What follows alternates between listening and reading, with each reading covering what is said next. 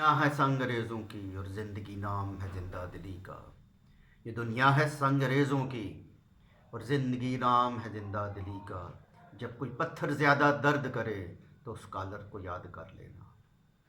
میرے عزیز ہم وطنوں، آج بڑے دکھ کے ساتھ میں یہ بیان کر رہا ہوں کہ کل رات میں نے 430 یوٹیوب کی ویڈیوز میں سے تقریباً 200 کے قریب ویڈیوز میں نے ڈیلیٹ کر دی۔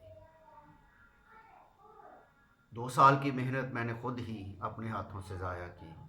وجہ کیا تھا کہ یوٹیوب کے قوانین سے ٹکرانے والی ویڈیوز جب مونیٹائز کا ٹائم آتا تو پھر میرا بھی چینل ضائع ہو جاتا۔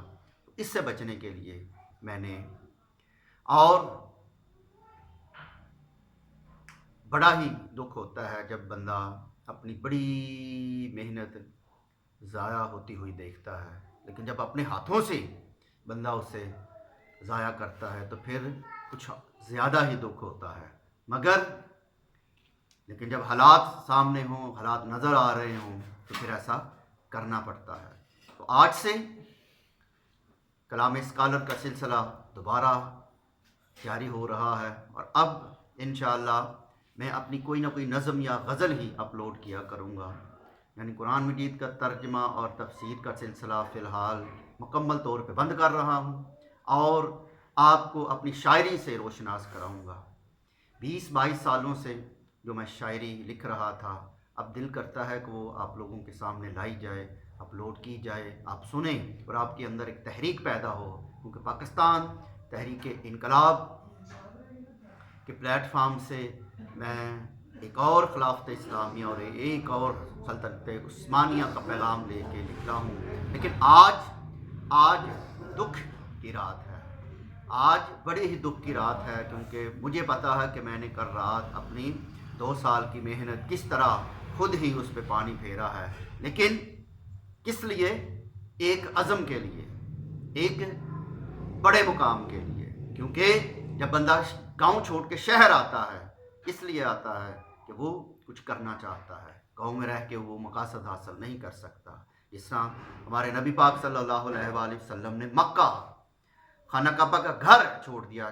خانہ کعبہ کے گھر میں نماز پڑھنے کا، قیام کرنے کا، روزانہ دیدار کرنے کا کتنا ثواب ہے، لیکن میرے نبی کو چھوڑنا پڑا، مدینے آنا پڑا، کیونکہ دکھ تکلیف اس وقت انہوں نے برداشت کی ہوگی، وہی جانتے ہیں، ہم اس کا تعین نہیں کر سکتے۔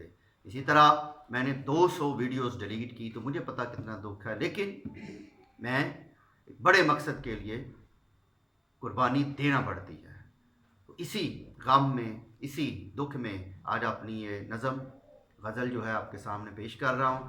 یہ جو ہے غزل میں نے 16/9/1999 یعنی آج سے 25 سال پہلے، تقریباً 25 سال پہلے لکھی تھی اور آپ کے سامنے پیش کر رہا ہوں۔ لیکن اس سے پہلے جن لوگوں نے میرا چینل لائک نہیں کیا وہ لائک کر لیں، سبسکرائب کر لیں، دوستوں کو شیئر کر لیں اور بیل آئیکن دبا لیں۔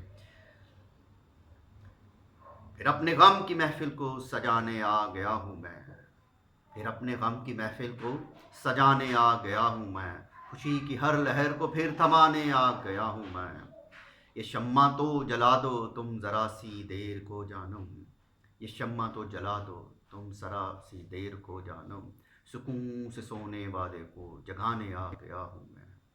دھڑکتا تھا کبھی دل میں کسی کے بن کے میں دھڑکن، دھڑکتا تھا کبھی دل میں کسی کے بن کے میں دھڑکن، اسی کو اس کی محفل میں رلانے آ گیا ہوں میں۔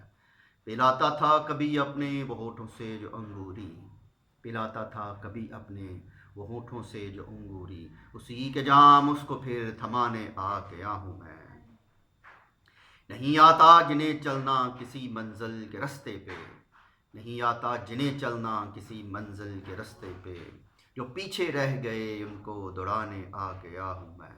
اجالا مانگتا تھا میں کبھی ان اندھی گلیوں سے، اجالا مانگتا تھا میں کبھی ان اندھی گلیوں سے، بچھڑنے والوں کو